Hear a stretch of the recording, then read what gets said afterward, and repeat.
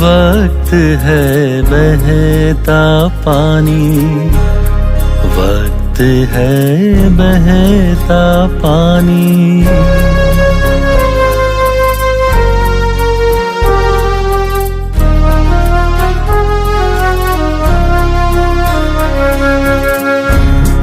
वक्त है बहता पानी, वक्त है बहता पानी। बदले मौसम साल महीना, वक्त के संग होगा जीना। रुक गए तो खत्म कहानी, रुक गए तो खत्म कहानी। वक्त है बहता पानी, वक्त है बहता पानी।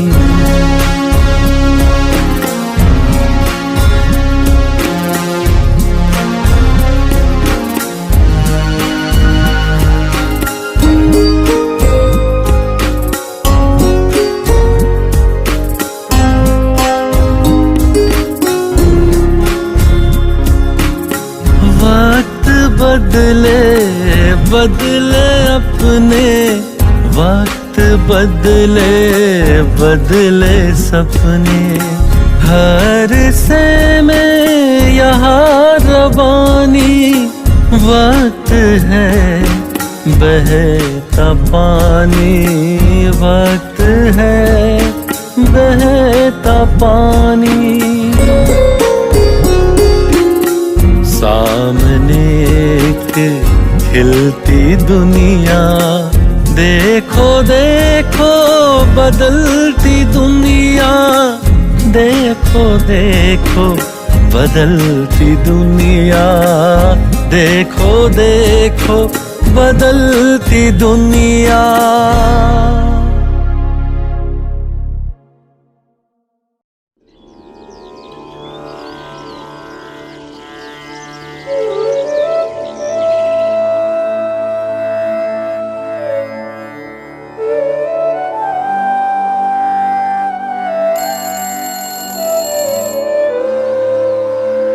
Hello hello.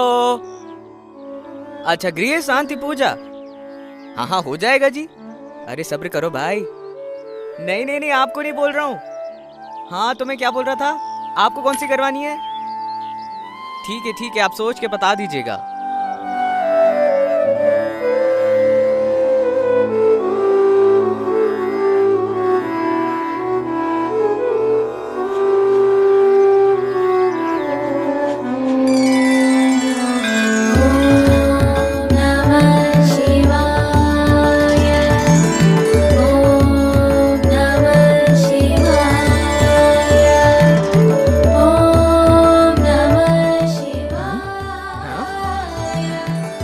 अरे विभूति,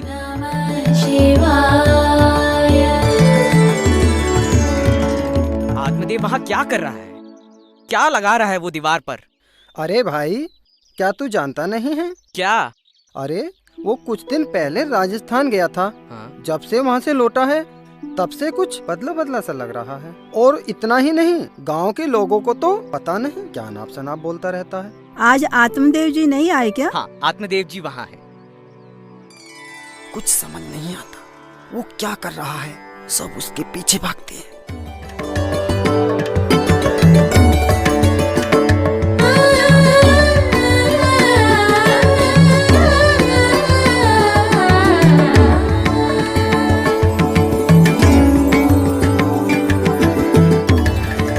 कितनी अच्छी बातें हैं। मंदिर के अंदर ऐसी ही बातें लिखी होनी चाहिए। आप कब आए? अभी अभी आए। आप ठीक तो हैं? घर में सब कुशल मंगल तो है? आपकी पूजा से मेरे घर की सारी समस्या दूर हो गई। नहीं, मैं तो केवल निमित्त मात्र हूँ। फल देने वाला तो ईश्वर है और आपकी ईश्वर भक्ति का ही ये सब नतीजा है। ईश्वर भक्ति का फल एक दिन सबको मिल ही जाता है और इस भक्ति का फल देने ईश्वर स्वयं इस धरती पर आते हैं।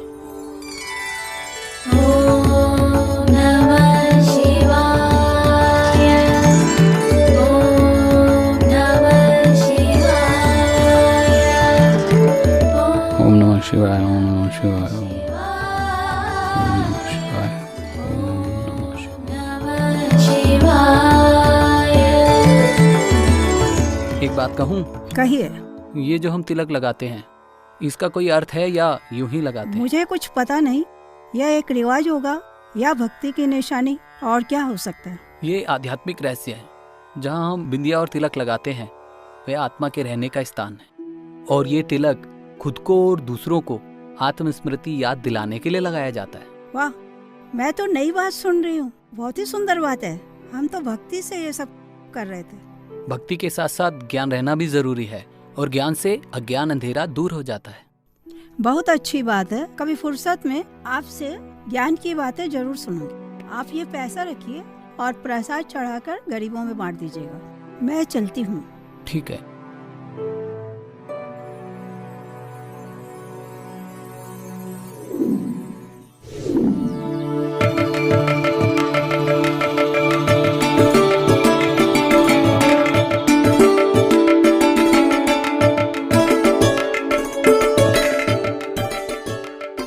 प्रणाम पंडित जी। अरे मैं तेरी ही कुंडली बना रहा हूँ। बैठ बैठ। अरे अरे यहाँ नहीं, यहाँ बैठो। यहाँ बैठो। आओ आओ, बैठो बैठो बैठो। अरे बैठो बैठो, आराम से बैठो बैठो। अच्छा ठीक है। इस समय तुम्हारी ग्रह दशा बहुत खराब है और तुम्हारी कुंडली में शनि की दशा है। धनहानि, प्राण पीड़ा और ऐसे कई कष्ट हैं। अरे तेरा मृत्यु योग भी है। इसका कोई तोड़ है पंडित जी? है ना। हाँ, दूध से, हाँ, जल से, मधु से, अच्छा। घी से हाँ। रुद्राभिषेक करवाना पड़ेगा। जी जी। पूरे 80,000 का खर्चा होगा, समझा? 80,000? इतने पैसे? मेरा हालत तो ऐसे ही खराब है। इतना पैसा मैं कहाँ से लाऊंगा? अच्छा छोड़, एक काम कर, 10 ब्राह्मणों के लिए भोजन और दक्षिणा में 16,000 दे दे। इतना भी नहीं दे सकता। इतना भी नहीं कर सकता? अच्छा छोड़, 2,500 का जुगाड़ तो कर ले। 500?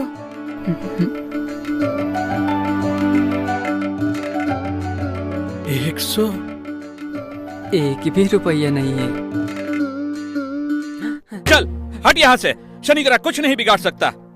चल यहाँ से, मेरा टाइम खोटी मत कर। चल चल यहाँ से, चल चल यहाँ से। कहाँ से आ जाते हैं।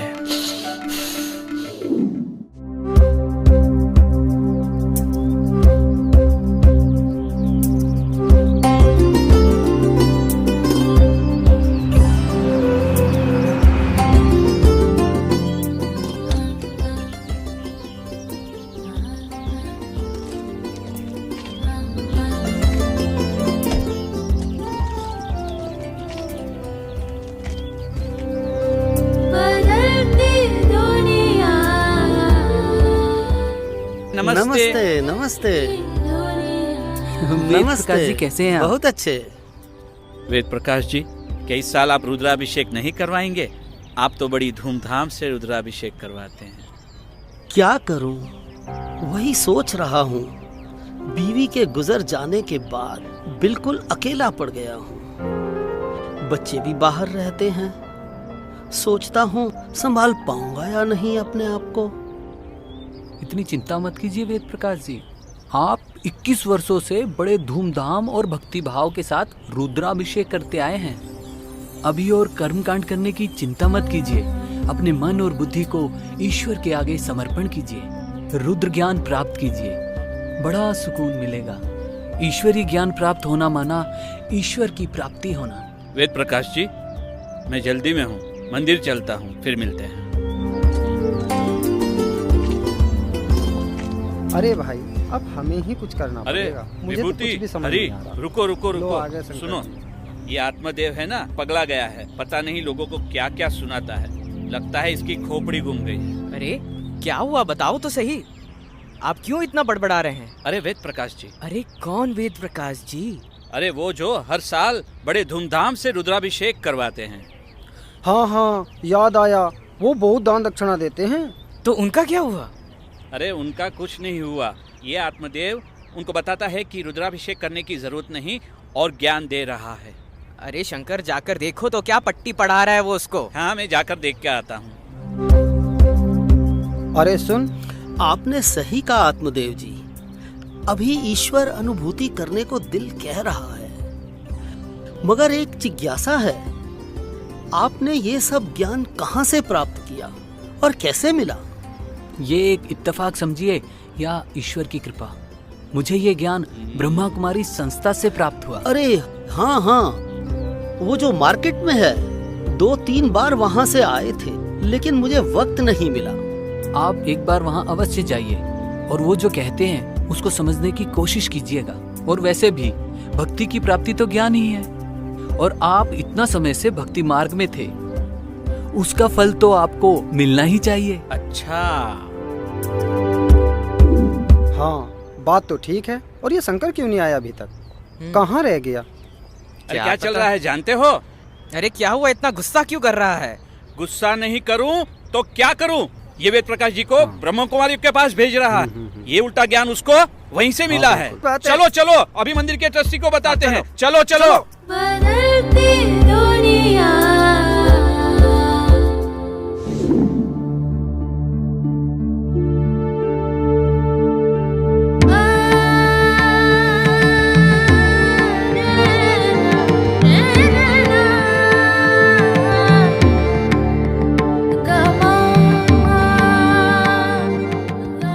आराम से कीजिए। हाँ, इधर होइए।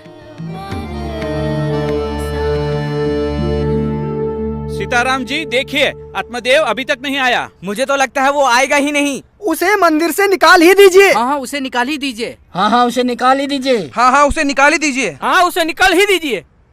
देखिए, इसमें इतना आश्वस्त होने की आवश्यकता नहीं है। आत्मदेव जी एक कर्मठ, कर्तव्यनिष्ठ और धर्मनिष्ठ ब्राह्मण हैं। उनकी चर्चा गांव-गांव में होती है। कोई अड़चन आ गई होगी, इसीलिए विलंब हो रहा है। मैं पूरी तरह से आश्वस्त हूँ कि आत्मदेव जी जरूर आएंगे, लेकिन उनके आने से पहले इस सभागार में मौजूद जितने भी पुजारीगण हैं और सदस्यगण हैं, उन सबसे मैं अनुरोध करूँगा कि वो शांति बनाए रखें।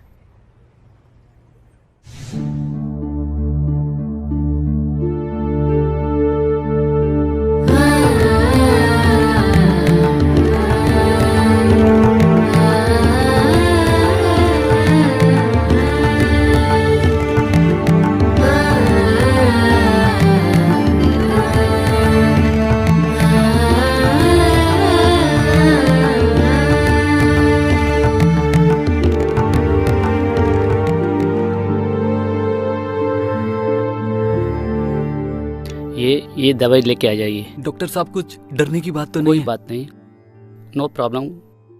शुक्रिया डॉक्टर साहब। जल्दी लेके आइए। मैं माँ की दवाई लेकर आ रहा हूँ, आप माँ के पास बैठो।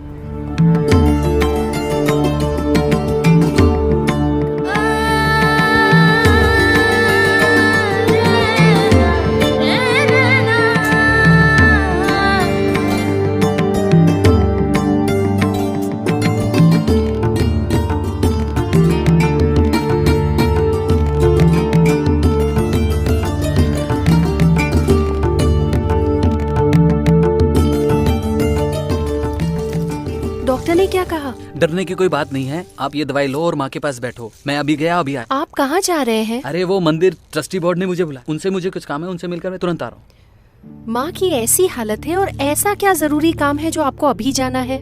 जजमानों को मेरा ज्ञान सुनाना कुछ ब्राह्मणों को अच्छा नहीं लगा। उन लोगों ने मेरे खिलाफ शिकायत किया है, न जाने क्या होने वाला है। ठीक है, बाबा पर भरोसा रखिए, सब ठीक हो जाएगा। बाबा पर तो मेरा पूरा भरोसा है, लेकिन अगर मैं वहां नहीं गया तो बातों का बतंगड़ बना देंगे। ठीक है, जाइए, बाबा को याद करते हुए जाइएगा और बाबा पर भरोसा रखिए, सब अच्छा ही होगा। हाँ ठीक है। सुनिए, आप जाते जाते ताला लगाते हुए जाइएगा। मैं जल्दबाजी में ताला लगाना भूल गई थी ना। हाँ हाँ, मुझे भी कुछ काम है, कुछ सामान लेकर जाऊंगा। ठीक है, अब जाओ आप। जी ठीक है। जाइए। सीताराम जी और कितना इंतजार करेंगे? आत्मदेव नहीं आने वाला है। वो आएगा ही नहीं। उसको यहाँ आने का कारण तो पता चल ही गया होगा। खुद को पंडित और धर्मनिष्ठ समझने वाला यहाँ किस मुंह से आएगा? आइए आत्मदेव जी, आइए, आप ही का इंतजार हो रहा था। मैं आप सभी को नमस्कार करता हूँ और माफी चाहता हूँ। माँ की तबीयत कुछ ज्यादा खराब थी, इसलिए दवाई लाना पड़ा, तो देर हो गई। मुझे पता था कि ऐसा ही कुछ हुआ होगा। आत्मदेव जी, आपके नाम पे कुछ शिकायतें आई हैं, हमें उनका जवाब चाहिए, इसीलिए आपको यहाँ बुलाया गया है। कुछ कहने से पहले मैं आप सभी से दोबारा से माफी चाहता हूँ। मुझे पता है कि आप लोगों के मन में मेरे प्रति कुछ शंका उत्पन्न हुई है, वो मैं अभी दूर किए देता हूँ। बताइए इसका रंग क्या है? ये तो लाल रंग है। पक्का लाल रंग है? हाँ भाई, हमको तो लाल रंग ही दिखता है। पक्का लाल रंग है? अरे ये तो तुम्हारे तरफ था, हमें कैसे दिखाई देगा? सीताराम जी, जब हम कोई बात सुनते हैं या कोई वस्तु देखते हैं, उसके पीछे का पूरा सत्य क्या है उसकी जानकारी प्राप्त करने का प्रयास नहीं करते। जो हमने सुना या देखा उसी को सत्य मान लेते हैं। ये सब करने के पीछे मेरा यही कारण था। अगर आप लोगों की अनुमति हो तो मैं आप सभी के सामने अपने अनुभव रखना चाहता हूँ। देखिए सीताराम जी, ये सबका वक्त बर्बाद करना चाहता है और ये जो कर रहा है वह ठीक नहीं है और ना ही इसके पास कोई जवाब है। ये हमारी परंपरा को तोड़ना चाहता है। इसके पीछे जरूर कोई साजिश है। इसको अभी इसी वक्त मंदिर से निकाल देना चाहिए। आप लोग शांति बनाए रखिए। देखिए, आप लोगों को क्रोधित होने की कोई आवश्यकता नहीं है। आप सभी शास्त्रज्ञ पंडित हैं। श्रीमद् भगवद गीता के अध्याय 2 और श्लोक 63 में लिखा है, क्रोधात भवति सम्मोह, सम्मोहात स्मृति विभ्रमः, स्मृति भ्रशांत बुद्धिनाशो, बुद्धिनाशात प्रणाशयति। इसका अर्थ तो आप सभी को मालूम ही होगा कि क्रोध करने से बुद्धि भ्रमित हो जाती है और विचार करने की शक्ति नष्ट हो जाती है। कुछ निर्णय लेने से पहले हमें अपनी बुद्धि को स्थिर करना चाहिए और उस विषय पर विचार करना चाहिए। जैसे पेड़ से एक सेब भूमि पर गिरने के विषय को सर आइजैक न्यूटन विचार को लिया गया तो एक अनजाना सा सत्य सामने आया। मेरा आप लोगों से विनम्र निवेदन है, पहले आप मेरे अनुभव सुने, उस पर विचार करें, उसके पश्चात ही कोई निर्णय लें। ठीक है, आप अपना अनुभव सुनाइए। आप सभी जानते हैं मैं धर्म में निष्ठा रखता हूँ और कर्म में भी निष्ठा रखता हूँ। एक रोज की बात है, मैं सुबह 4 बजे जागा और मैंने अपनी पत्नी को ध्यान मुद्रा में देखा।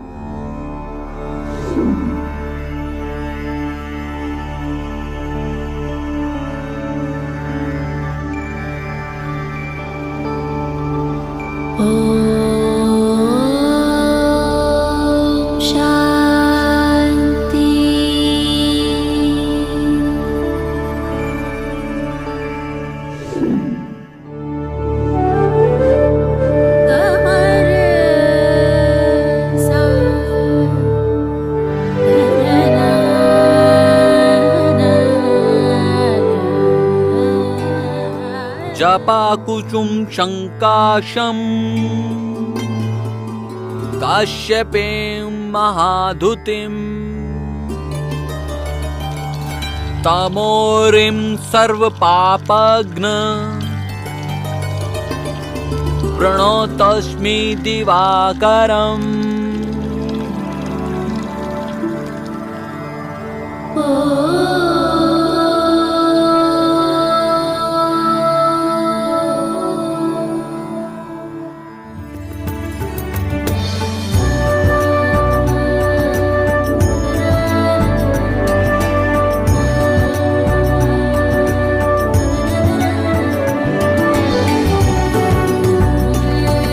अर्चना, आज मैंने तुम्हारा एक नया अवतार देखा। तुम किसी के ध्यान में मग्न थी। ऐसा तो मैंने पहले कभी नहीं देखा। मैं भगवान से बातें कर रही थी। क्या बात है, आज जल लाना भूल गई? ओहो, हाँ हाँ, अभी लाई। पहले तो कभी पानी लाना नहीं भूली। क्या कोई समस्या है? अच्छा अर्चना, भगवान ने तो हमें बहुत सुख शांति से रखा है, फिर भगवान से बात करने की क्या आवश्यकता हो गई? सच बताओ, खुलकर बताओ। अगर खुलकर नहीं बताओगी तो कैसे पता चलेगा कि क्या समस्या है? मेरी कोई समस्या नहीं है। तो फिर? मैं अपने पत्नी धर्म का पालन कर रही थी। तुम क्या बोल रही हो? ये सब मेरी समझ से पार है। शास्त्रों में भी कहा गया है पत्न्या त्रायते इति पत्नी, अर्थात पत्नी का धर्म है पति को पतन मार्ग से बचाना। तुम क्या सोचती हो कि मैं तुमसे छुपाकर कोई गलत काम कर रहा हूँ या कोई पाप कर रहा हूँ? नहीं नहीं, मेरे कहने का मतलब ऐसा नहीं था। ऐसा तो मैं सपने में भी नहीं सोच सकती हूँ। आप एक धर्मनिष्ठ शास्त्रज्ञ पंडित हैं। आजकल दुनिया इतनी पतित हो गई है और पतितों को पावन बनाने का कार्य भगवान आरंभ कर चुके हैं। आप एक बार मेरे साथ आश्रम चलिए, फिर आप सब समझ जाएंगे। अर्चना, ये शास्त्रों में भी लिखा हुआ है, स्वधर्मे निधनम श्रेया परधर्म भयावह, अर्थात स्वधर्म में मर जाना ही बेहतर है। उनको उनके स्वधर्म में रहने दो, हम अपने स्वधर्म में ठीक हैं। मैं भगवान से यही कह रही थी, स्वधर्म क्या है मेरे पति को समझा दीजिए। कुछ दिन ऐसा ही मेरी पत्नी के साथ तर्क चलता रहा। अरे तो बहुत ही रोचक बात है, आगे क्या हुआ? कुछ दिनों बाद माउंट आबू जाने का मौका मिला।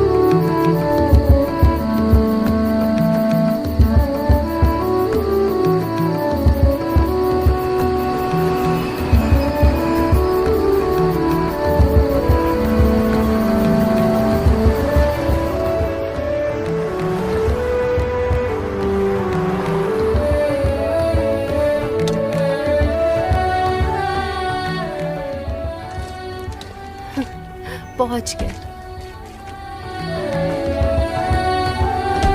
कितनी शांति है ना यहाँ, आइए। और मौसम भी कितना अच्छा है। के प्रोग्राम होते हैं।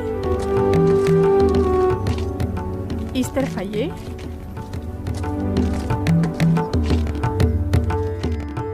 ये जो इतनी सुंदर जगह देख रहे हैं, ज्ञान सरोवर है। यहाँ पे आत्म परिवर्तन से विश्व परिवर्तन, दृष्टि परिवर्तन से सृष्टि परिवर्तन और संस्कार परिवर्तन से संसार परिवर्तन का महान कर्तव्य इसी ज्ञान सरोवर से हो रहा है।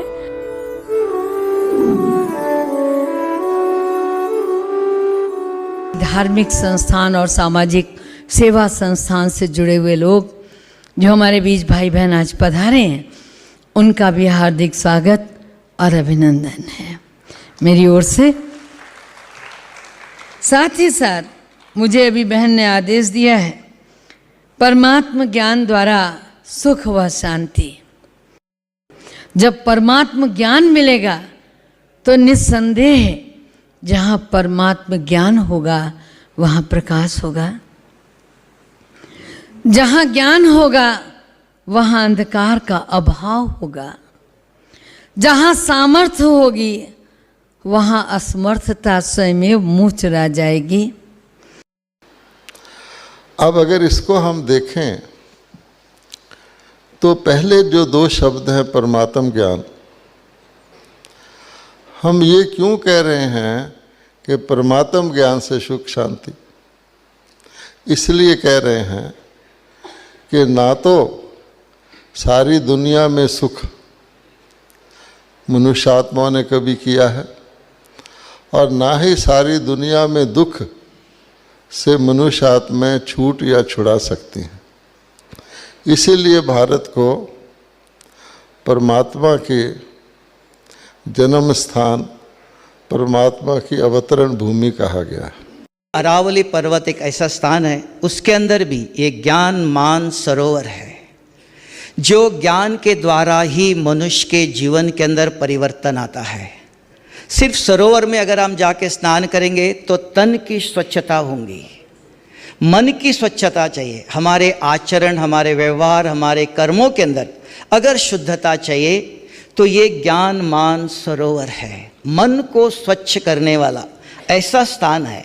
तो और आप और हम सभी मिलकर 3 दिन अच्छी तरह से ज्ञान को भी समझेंगे और अच्छी तरह से साधना करेंगे।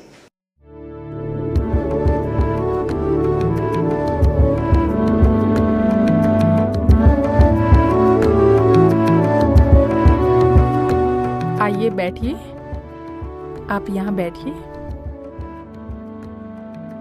आप भी खाइए ना खाना।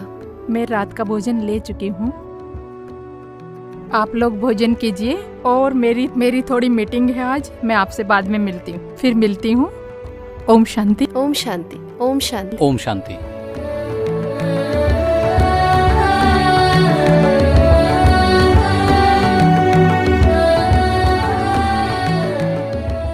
यहाँ पर आकर आपको कैसा लगा?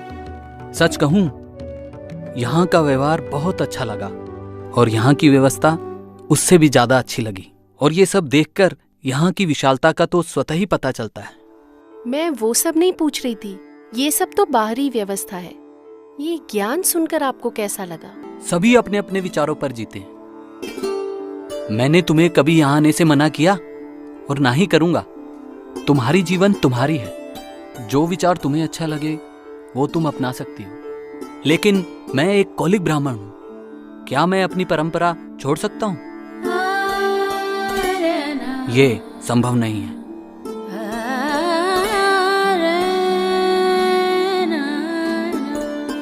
विचार अच्छा लगना और उसे अपनाने में बहुत अंतर है। ये तो शिव को ही भगवान मानते हैं, और वैसे भी मैं तो शिव का ही पुजारी हूं। आप जाइए रूम में, मैं बाबा के रूम में जाऊंगी, फिर आऊंगी।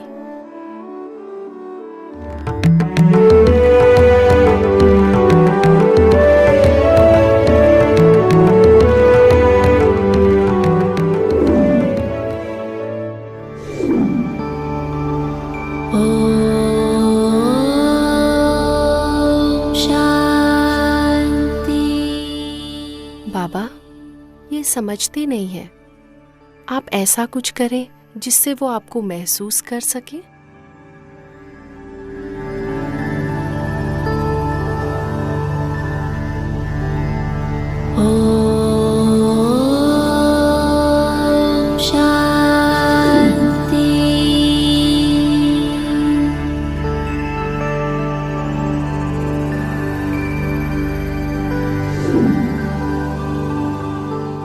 आत्मदेव, आत्मदेव, जिसको तुम प्यार से पुकार रहे थे, जन्मों जन्म जिसकी पूजा की तुमने, वो अभी तुम्हारे सामने है।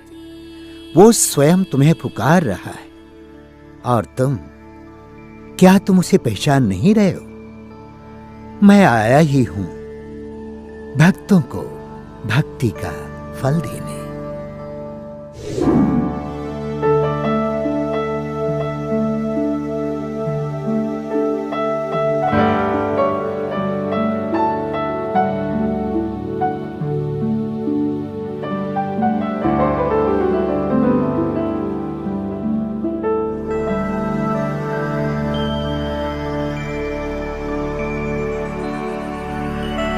आत्मदेव, आत्मदेव,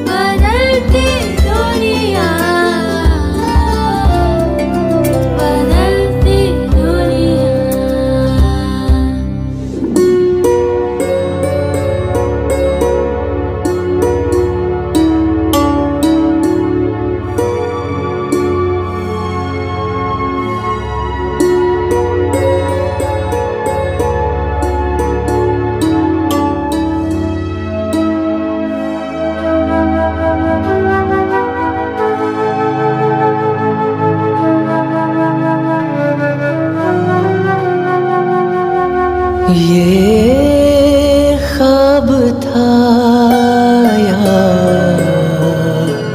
हकीकत,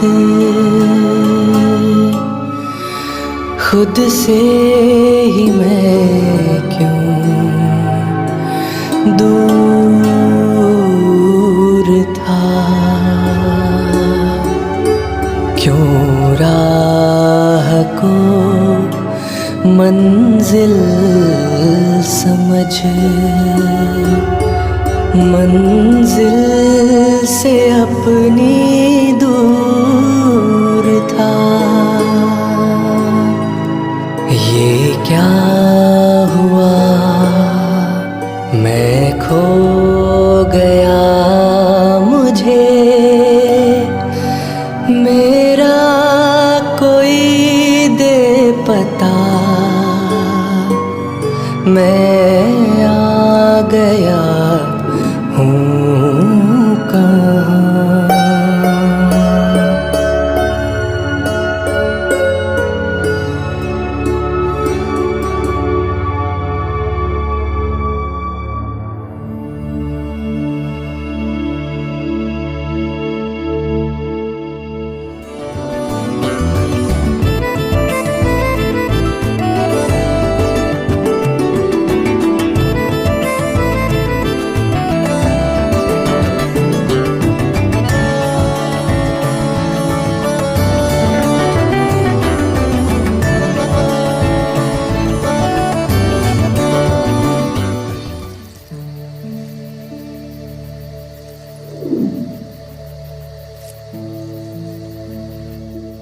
आप यहाँ सोए हुए?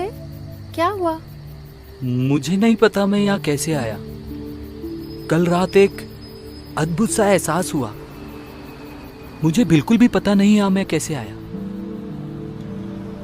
क्लास में नहीं जाना है क्या? मुझे दादी जी से मिलना है।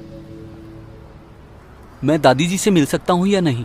मुझे उनसे कुछ बात करनी है। ठीक है, मैं दीदी से बात करती हूँ।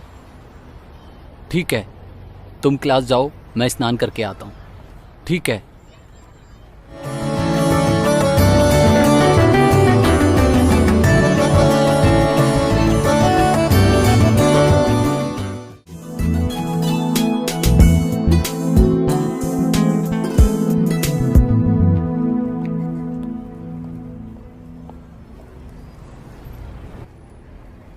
आइए बैठिए।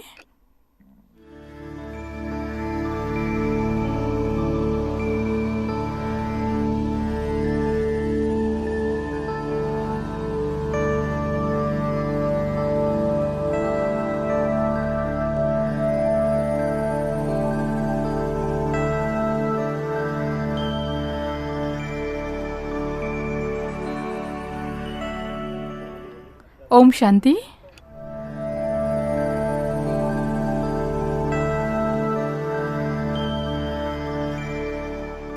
दादी, आत्मा देव है, आपसे कुछ प्रश्न करना चाहते, इसका आप उत्तर दीजिए।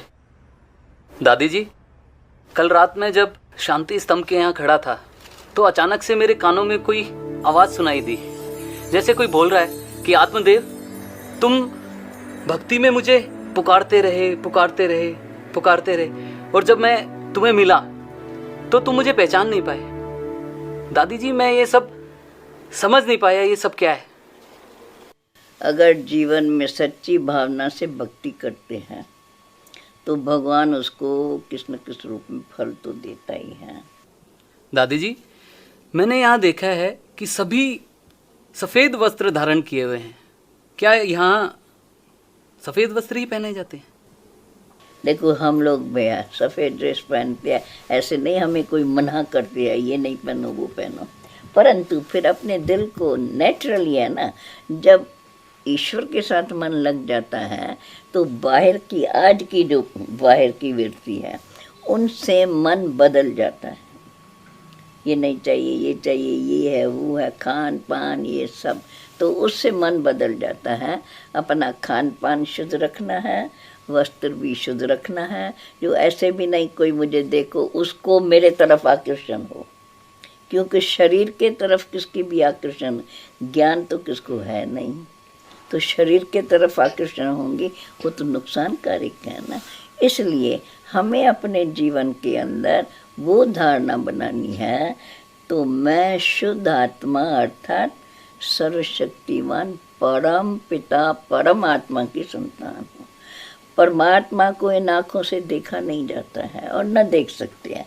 अपनी आत्मा को ही नहीं देख सकते तो परमात्मा को कैसे देख सकेंगे। तो इसमें इन वस्त्रों आदि की बात नहीं है।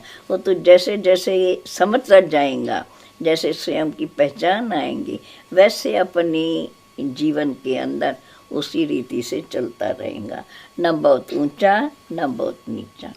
दादी जी, क्या मैं अपनी व्रति में रह सकता हूँ? बाकी कपड़ा पहनने के लिए, भोजन खाने के लिए, वो तो भगवान ने हमें सब कुछ दिया है और उसके लिए शरीर को बिठा थोड़ी देंगे।